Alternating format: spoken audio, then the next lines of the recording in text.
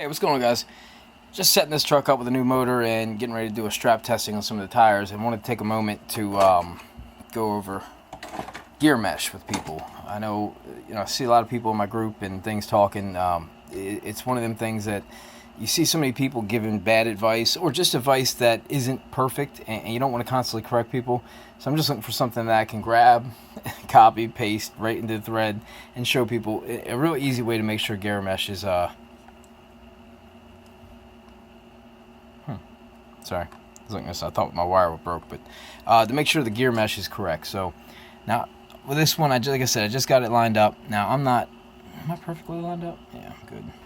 This one here is a slide style mount, so it's actually very easy. This one in the BE6S, just happened to show you on this one because it's the one I'm working on. So top one maybe.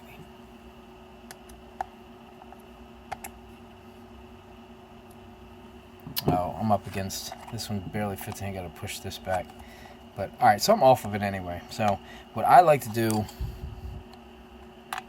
I like to tighten it. I like to push it on and make it as tight as I can. Now when you're too tight,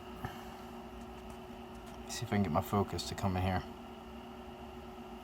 When you're too tight, you see that I barely touched this tooth and this is moving. Too tight. So alright, now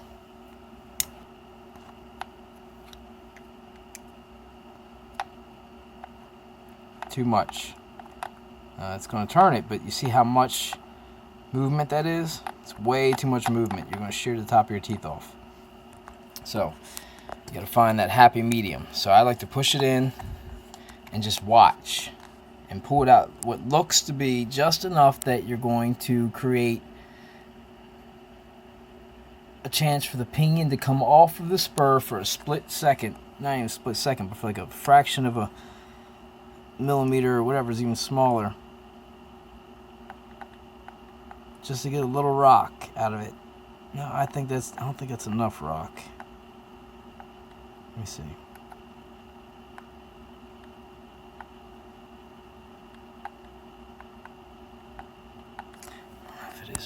Try it again. Nah, see, it wasn't enough. This cover makes it difficult, so I gotta get the motor turned just right. There we go. I think that's a little too much too. So you want it to be like, this is the one side of the tooth. You want it to be like there. But I'm like right there. So I need to be a little bit tighter.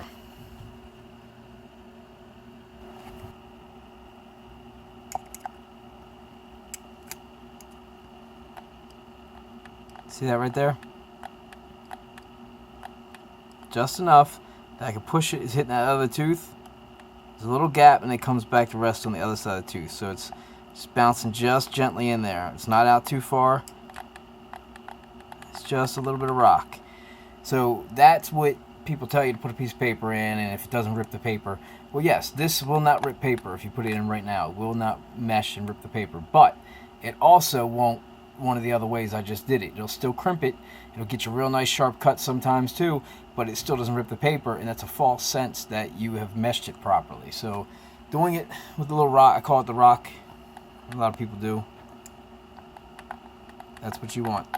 So now what you got to do also, and this is where a lot of people mess up at, when you twist these things, man, a lot of these motor mounts, especially the ones that go in from the front, the kind you have to, mesh up here or tighten up there while you're meshing. While you're doing this, you want to make sure that you're not moving it whatsoever. Get one of them tightened down real gently and make sure that you don't see any movement. And then make sure after the first one's tightened that you still got your proper mesh. All right. So now I'm going to tighten down the second one, knowing that the first one's going to hold it.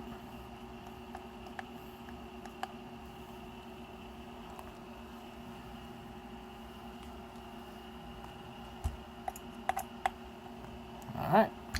And that should be a perfect mesh with no problem. So I guess you guys will have to tune in for my strap video, which I'm going to show you guys my custom Swampers strapped in comparison to the street tire that just came out for the Team Red Cat, and then the stock one unstrapped.